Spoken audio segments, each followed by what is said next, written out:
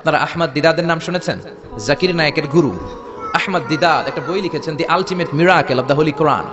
ওই বইতে তিনি উল্লেখ করেছেন ইউনাইটেড স্টেটস অফ আমেরিকার কিছু বিজ্ঞানীরা সবচেয়ে পাওয়ারফুল যে কম্পিউটার ক্রে 1 সুপার কম্পিউটার, এটা দিয়ে আমেরিকার মিলিটারিতে যারা চান্স পায়, মানে সেনাবাহিনীতে, তারা ম্যাথমেটিক্যাল ক্যালকুলেশন গুলো করার জন্য এই কম্পিউটার ব্যবহার করে। তো আমেরিকার বিজ্ঞানীরা আহমদ দিদাত তার ultimate miracle of the Holi কোরআনে বলছেন যে কম্পিউটারের সব ইনফরমেশন গুলোকে কনসাইজ করে ওই ক্রে 1 সুপার কম্পিউটারের মাইক্রো চিপসের ভেতর ঢুকিয়ে কমান্ড করেছে, is it possible to create a book like Quran? ও কম্পিউটার, তুমি অ্যানালাইসিস করে বলো এই কোরআনের মতো আরেকটা বই কি পৃথিবীর মানুষের বানানো সম্ভব? আপনারা বলছেন জি না, কিন্তু কম্পিউটার বলছে ইয়েস, সম্ভব, it's possible, but you need to spend more than 63 octillion years.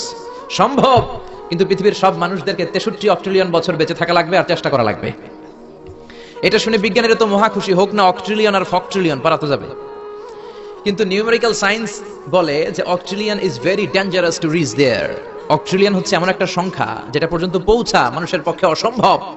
সংখ্যাতাত্ত্বিক নিয়ম আমাদেরকে শেখায় যে সংখ্যা শুরু হয় একক দিয়ে, তারপরে দশক, তারপরে শতক, তারপরে সহস্র, তারপরে উজুত, তারপরে লক্ষ, তারপরে নিযুত, তারপর কোটি, তারপর মিলিয়ন, বিলিয়ন, ফিলিয়ন, জিলিয়ন, তারপরে হচ্ছে অক্ট্রিলিয়ন।